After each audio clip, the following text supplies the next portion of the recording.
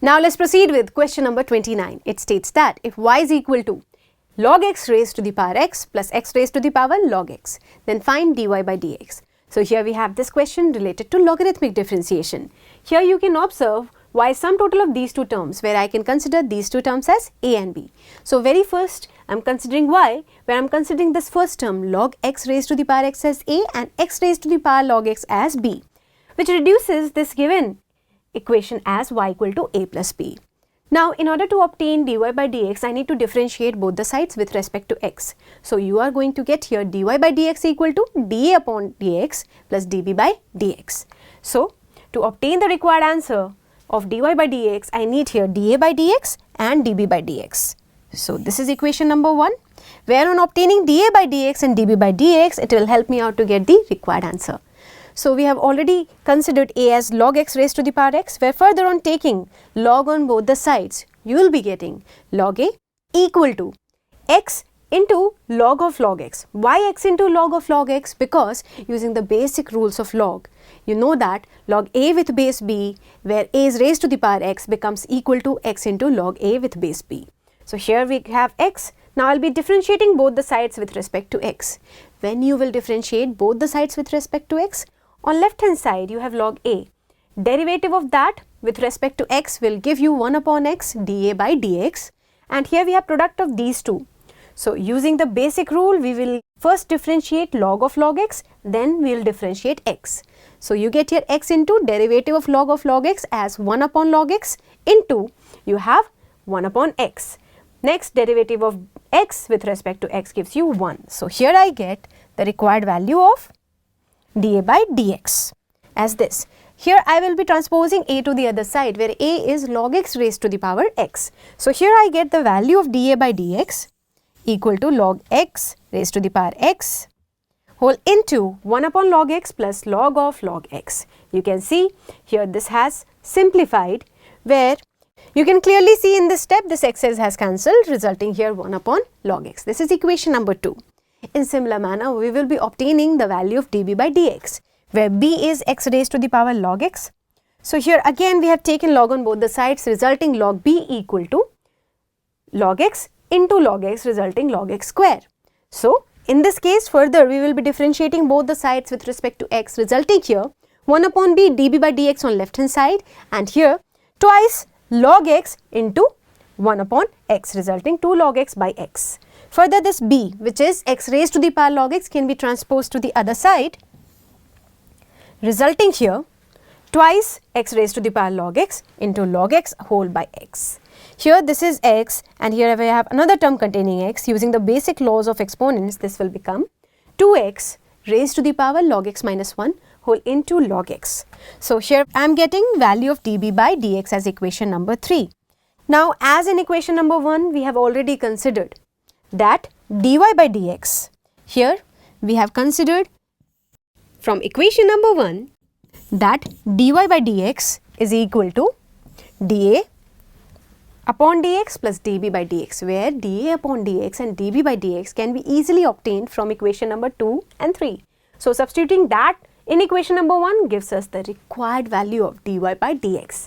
So here you are going to get the final answer for this question, dy by dx, as this, which is log x raised to the power x into 1 upon log x plus log of log x plus twice of x raised to the power log x minus 1 into log x. So here you get the final answer for this question, and it was a 4-marker question. Here on obtaining equation number 1 of dA by dx plus dB by dx, we get here half mark.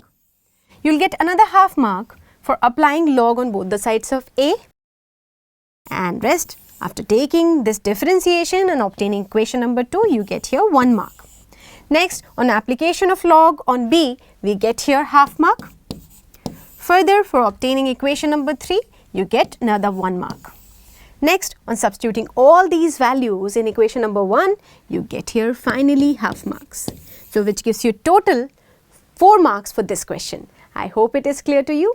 Now let's proceed to question number 30. You can clearly see here we have choice in this question, and both the choices are from the chapter of probability. In the first choice, here it has been stated that 3 rotten apples are mixed with 7 fresh apples. Find probability distribution of the number of rotten apples if 3 apples are drawn one by one with replacement. Find the mean of the number of rotten apples. So firstly, I am proceeding with the first choice, as it has been clearly stated in this question that there are 3 rotten apples and 7 fresh apples. That means total kitne apples hai? 10. And you need to obtain here probability distribution of number of rotten apples if 3 apples are drawn one by one with replacement. So दो चीजें हैं इस question में. Firstly, you have to obtain the probability distribution. Then you have to find the mean of the number of rotten apples. So I can consider here that x be the number of rotten apples which is drawn from that whole lot of the apples. So we have total 10 apples. So firstly, I am considering here that let x denote the number of rotten apples when 3 apples are drawn one by one with replacement. So every time apples are replaced, the total number of apples remains same, that is 10. So taking that into consideration, when x is 0, then out of 7 fresh apples you will be pulling out 3 apples. So 7 C3 upon 10 C3 will be this probability, which simplifies to the value 35 upon 120. So it can be also further reduced, but for the time being I am not reducing it, I am keeping it just 35 upon 120. The next condition could be where x is 1. One rotten apple is drawn and other 2 fresh apples are drawn. So 7C2 into 3C1 will be the favorable case upon the total possibility, that is 10C3. This simplifies to the value 63 upon 120. Next I could consider here that x is 2, that means 2 rotten apples are drawn. So here the required probability when 2 rotten apples will be drawn will be 7C1 into 3C2 whole by 10C3, which simplifies to the value 21 upon 120. And the next case will be x equal to 3, where 3 rotten apples will be drawn. So probability of drawing 3 rotten apples will be 3C3 upon 10C3. This simplifies to the value 1 upon 120. So here the probability distribution for the rotten apples where considering x as 0, 1, 2 and 3 is this. This is P of x, the probability distribution, and we also need here x into P of x because we need to obtain mean in this case too. So P into P of x, that is 0 into 35 upon 120 gives me 0. 1 into this is same quantity back. 2 into 21 upon 120 gives me here 42 upon 120, and thrice of 1 upon 120 gives me 3 upon 120. To obtain the mean, we will be taking sum total of all xi into pxi.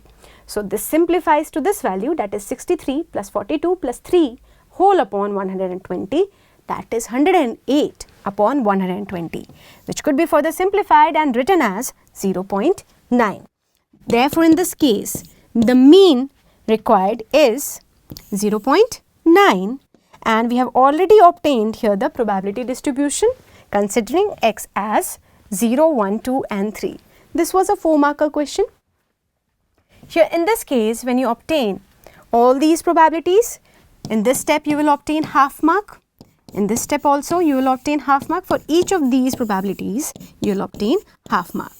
And finally you will obtain here 1 mark for representing this probability distribution, and finally rest 1 mark for obtaining the required mean. So in this way you can easily score total 4 marks for this question. So we have also a choice in this question. Let's move to the choice given. This is also a question from the chapter of probability. It states that in a shop X, 30 tins of ghee of type A and 40 tins of ghee of type B, which look alike, are kept for sale. So this information needs to be very clear in your mind that we are talking about here shop X first, where we have 30 tins of ghee of type A, 40 tins of ghee of type B, which exactly look alike. And in shop Y, 50 similar tins are there for type A ghee and 60 tins of ghee of type B. So we are talking about basically 2 shops X and Y, where if you talk about the type of ghee, in shop A we have 30 tins of type A ghee, 40 tins of type B ghee. In shop Y we have 50 tins of type A ghee and 60 tins of type B ghee. So this is for your understanding. Next, it has been stated that 1 tin of ghee is purchased from any of these 2 shops. So you can select any of these shops. So probability of selecting any of these shops will be equal because you have only 2 shops, and selecting any one of them will be giving you the probability as 1 by 2. Next, it has been stated that ghee is found to be of type B. So that ghee is purchased from any of these two shops, but that ghee is of type B. So here we come to a case of conditional probability, where the condition is that you're purchasing that ghee and you're not aware from which shop you're purchasing it, but it is for sure that that is of type B. Next, you have to find the probability that it is purchased from shop Y. So let's firstly write the given condition in this question. So as here we are talking about purchasing the ghee of type B. So let me consider that B be the event that selected tin is of type B. So this condition is totally clear according to this question, that whatever tin is purchased, that is of type B ghee. Next, here Px and Py be the probability of purchasing the ghee from shop X or shop Y. So as I told you, this probability will be half. Next, if I consider the condition that the ghee is purchased from shop Y, where it is already known that it will be of type B ghee. So if I put this condition already, that a ghee is purchased from shop Y and it is found that it is ghee of type B. So there we get the condition of 60 upon 110, because in this case total number of tins available in shop Y is 110, out of that 60 is of type B ghee. And similar manner, when we consider this probability of selecting the tin of type B ghee, when we are considering already that we are selecting it from shop X. So in shop X, total number of tins available is 70, out of that 40 is of type B ghee. So here the probability is 40 upon 70. Now all these conditions are obtained. On basis of this, we need to now obtain probability of getting Y when B is already clear. So we need here the probability of selecting that tin from the shop Y, where we already know that it is of type B ghee. So here we need to find here probability of Y by B.